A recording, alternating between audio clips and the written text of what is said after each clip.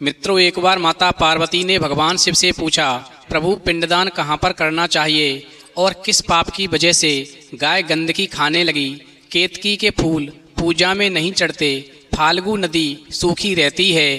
फिर भगवान शिव कहते हैं, पार्वती मैं तुम्हें एक छोटी सी कहानी सुनाता हूँ, फिर उस कहानी में तुम्हें तुम्हारे सभी प्रश्नों के उत्तर मिल जाएंगे और तुम्हारा मन पूरी तरह से संतुष्ट हो जाएगा।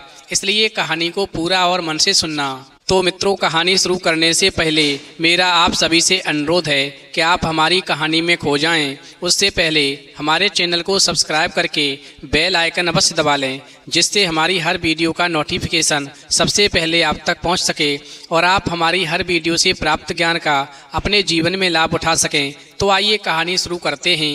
भगवान शिव कहते हैं, पार्वती ब्रह्मा जी जब सृष्टि की रचना कर रहे थे उस समय उनसे असुर कुल में गया नामक असुर की रचना हो गई। गया असुरों के संतान रूप में पैदा नहीं हुआ था, इसलिए उसमें आसुरी प्रवृत्ति नहीं थी। वो देवताओं का सम्मान और आराधना करता था। उसके मन में एक खटका था। वो हमेशा सोचा करता था कि भले ही वो संत प्रवृत्ति का है, लेकिन असुर कुल में पैदा होने के कारण उसे कभी सम्मान नहीं मिलेगा।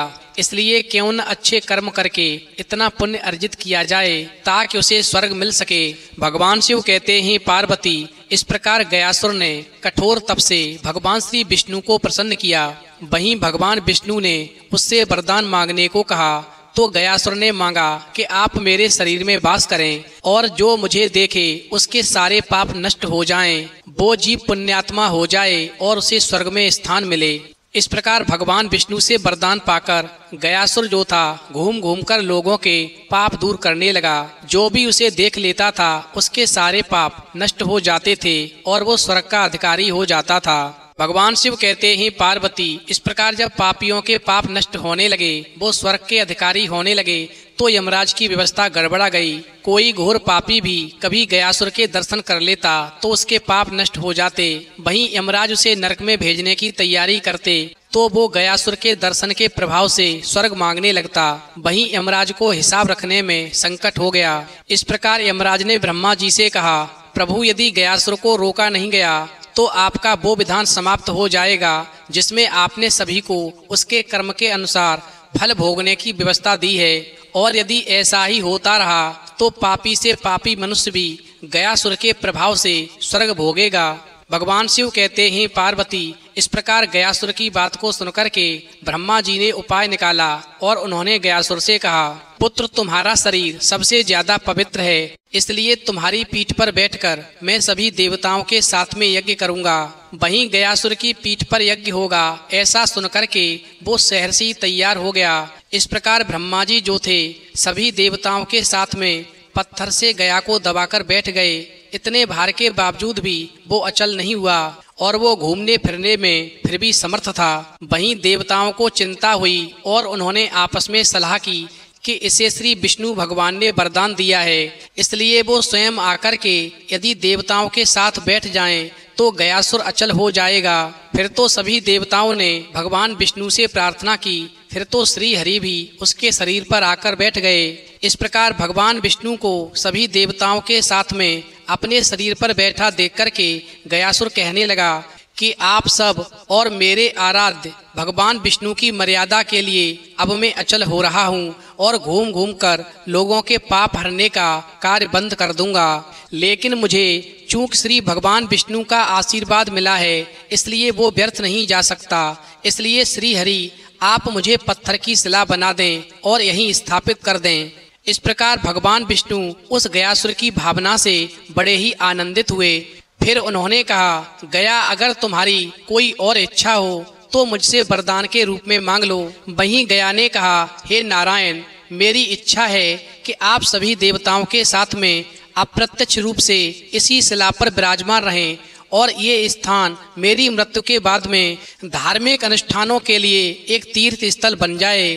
वहीं भगवान विष्णु ने कहा, पुत्र गया तुम धन्य हो, तुमने लोगों के जीवित अवस्था में भी कल्याण का वरदान मांगा और मृत्यु के बाद भी मृत आत्माओं के कल्याण के लिए वरदान मांग रहे हो। तुम्हारी इस कल्याणकारी भावना से हम सब बंध गए हैं। इस प्रकार भगवान विष्णु ने गया को आशीर्वाद दिया और कहा, गया तुम्हें जिस स्थान पर स्थापित किया गया है वहां पर पितरों के श्राद्ध तर्पण आदि करने से मृत आत्माओं को पीड़ा से मुक्ति मिलेगी और इस क्षेत्र का नाम गयासुर के अर्धभाग गया नाम से तीर्थ रूप में विख्यात होगा और मैं स्वयं यहाँ आकर के विराजमान रहूंगा। इस प्रकार से इस गया रूपी तीर्थ से समस्त मानव जाति का कल्याण होगा। भगवान शिव कहते हैं, पार्वती, इस प्रकार भगवान श्री हरि ने अपने पैर का चिन्ह वहां पर स्थापित किया। मित्रों, आपने देखा भी होगा कि भगवान विष्णु ने अपने पैर का चिन्ह जो स्थापित किया है वो आज भी वहां पर मंदिर में दर्शनीय है। और गया विधि के अनुसार श्राद्ध फाल्गु नदी के तट पर विष्णु पद मंदिर में व अक्षय वट के नीचे किया जाता है और इस स्थान पर श्राद्ध करने से पितरों का कल्याण होता है। भगवान शिव कहते हैं, पार्वती, सबसे पहले सतयुग में ब्रह्मा जी ने यहाँ पर पिंडदान किया था और भगवान श्री राम ने महाराज दशरथ का पिंडदान भी इसी स्थान पर किया था। मित्रों, महाभारत में वन पर्व में भीष्म पितामह और पांडवों की गया यात्रा का भी उल्लेख मिलता है। इस प्रकार जो भी लोग गया में जाकर के अपने पितरों का श्राद्ध विष्णु पद मंदिर में या अक्षय वट के नीचे करते हैं तो ऐसा करने से उनके पितरों का कल्याण होता है और फिर पितर उनको आशीर्वाद देते हैं, जिससे घर में सुख शांति बनी रहती है।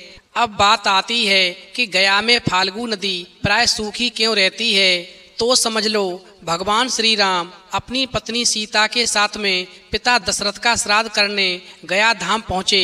वहीं श्राद्ध कर्म करने के लिए आवश्यक सामग्री लेने के लिए भगवान श्री राम जब चले गए, जब तक राजा दशरथ की आत्मा ने पिंडदान मांग लिया, वहीं फाल्गु नदी के तट पर अकेली बैठी सीता जी अत्यंत असमंजस में पड़ गईं। वहीं सीता जी ने फाल्गु नदी, गाय, वटवृक्ष और केतकी के फूल को साक्षी मानकर महाराज दशरथ को पिंडदान कर दिया। उधर जब भगवान श्री राम आए तो उन्हें पूरी कहानी सुना दी, परंतु भगवान को विश्वास नहीं हुआ कि सीता जी ने महाराज दशरथ को पिंडदान कर दिया है। इस प्रकार सीता ने जिन्हें साक्षी मान करके पिंडदान किया था उन सबको सामने लाया गया।